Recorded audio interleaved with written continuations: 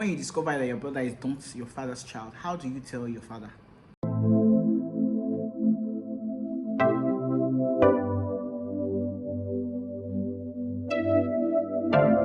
It's another weekend and you're welcome to Life Stories with, Bussy. You're welcome to Life Stories with Bussy. If you're a regular, you know how it rolls.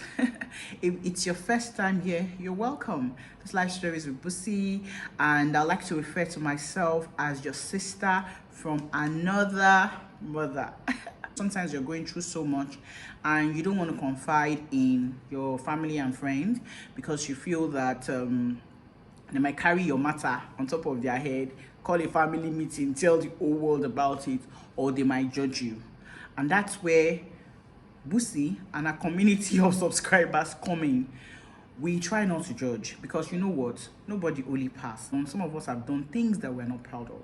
But I think the most important thing is to get to that turning point and then make that turn and then make amends. That's just it. So you're welcome. I'll just jump into today's story. Today's story is an interesting one. When I first saw the heading of the message, I was shocked. I was like, ha! I discovered my brother isn't my father's child and I don't know how to tell my father. When you discover that your brother is not your father's child, how do you tell your father? But I mean, this is the story. She says, hello, Bussy. I don't know if what I did was right or not, or what pushed me to do it. Because I love my brother. I just believe he's an innocent soul that might be affected by my recent findings. Let me give you a bit of background to the story. I'm 26 years old and I have an amazing father, though he has his own faults. Both my parents do. My parents used to be in love, and truthfully, I believe they still are, though the both of them refuse to admit it.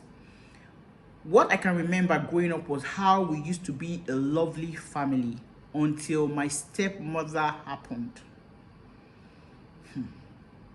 My stepmom, Auntie Beta, used to worship in the same church where we go to. And then she was employed as my father's PA. She went from being my father's PA to destroying the home that my parents had built. My father moved out and rented a new place with Auntie Beta.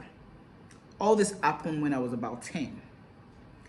My mother later remarried and she had 2 children, but the man that she got married to died some years after. And she has remained single after then, taking care of her children. I didn't forgive my father for a long time until I turned 18. He didn't stop taking responsibility for me.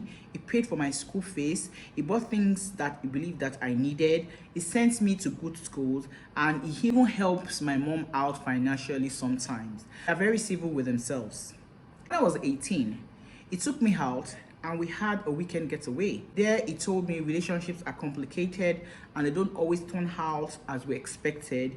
He said he knows that I don't think highly of him, but he would like to be the best father he can to me. I remember how I cried that day and how he comforted me. Gradually, I became a daddy's girl and he gave me whatever I wanted. I was still staying with my mother and I would check up on him in the office most times.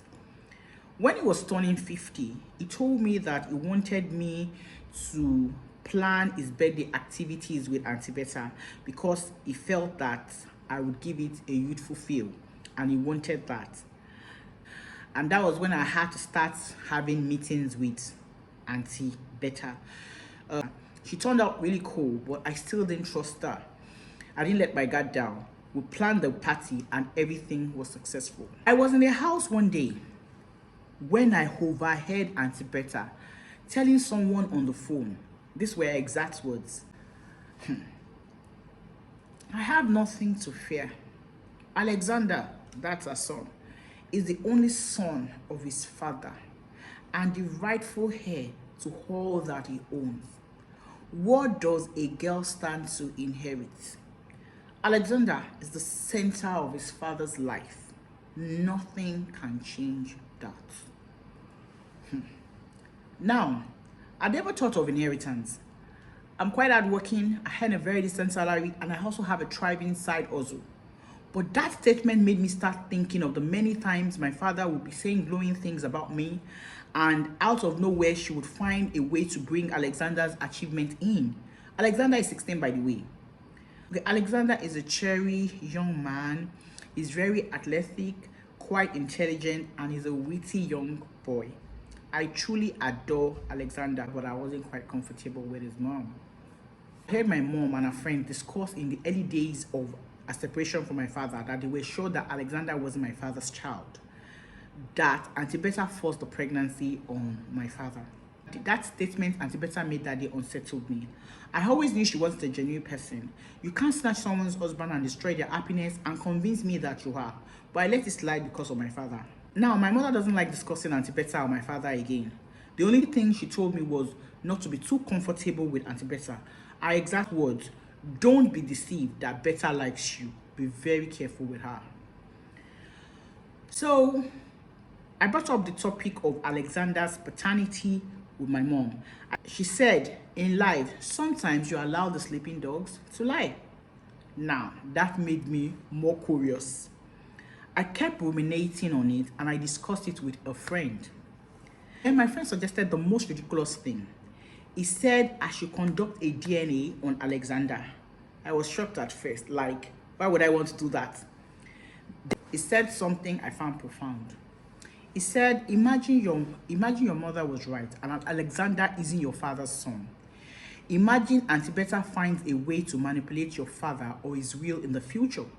Your mother lost a husband to her in the past and you'll be losing your inheritance to her. Eventually, Auntie Betta would have won. Something in me didn't want to accept that, so I went ahead with the idea for DNA. Getting sample for both Alexander and my father was easy. The opportunity came when my father said I should come keep their company one weekend because Auntie Betta was out of the country for a wedding and she wouldn't be around for 2 weeks. I also seized the opportunity to run a DNA on myself. I wasn't shocked to find out Alexander isn't my father's child. 0% chance. Now, I don't know how to raise the topic with my father.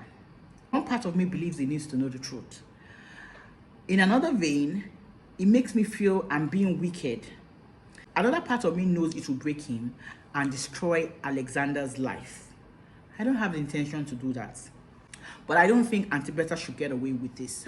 What do you think I should do? I wasn't sure what exactly to tell her. How does she tell her father that kind of a thing? That a child that he's had for 16 years is not his child. Without breaking his father's heart and destroying Alexander's life, the life that Alexander has come to know. Because definitely when that kind of bombshell comes out, life can never remain the same again. I think that you should handle it with care. I know that you don't want Auntie Betta to win. I don't want Auntie Betta to win either. The father can see it in two ways. The father can see it in, oh, my child is looking out for me. Or the father might feel that it was the girl's mom that pushed her into getting to do that kind of a thing. And then she went to do the DNA without anybody knowing. So it's a very dicey situation. But we know that the truth is the only ground to stand on. The man needs to know that that child is not his. And we know that Alexander's life, the life Alexander has come to know, will never be the same. So it's a really dicey situation. So, you know, how does she communicate that? I don't think you just go straight to your father. We're talking about a man that is over 50. I don't think you just go straight to your father and just say, Daddy, I found out that through DNA that Alexander is not your son. You can't do that. So some people will say, are we sure the man doesn't already know? Who knows whether when the man called you when you were 18 years old, when the man took you on a getaway when you were 18 years old, who knows whether at that time the man already knew that Alexander was not his son? We don't know. But I think you should just tread carefully in the way that you approach this. You don't want it to backfire. You don't want your father to see you as being evil, plotting evil against him. At the same time, he needs to know. And you have to do this with wisdom. I really do not know whether I'm even making sense. Guys, what do you think?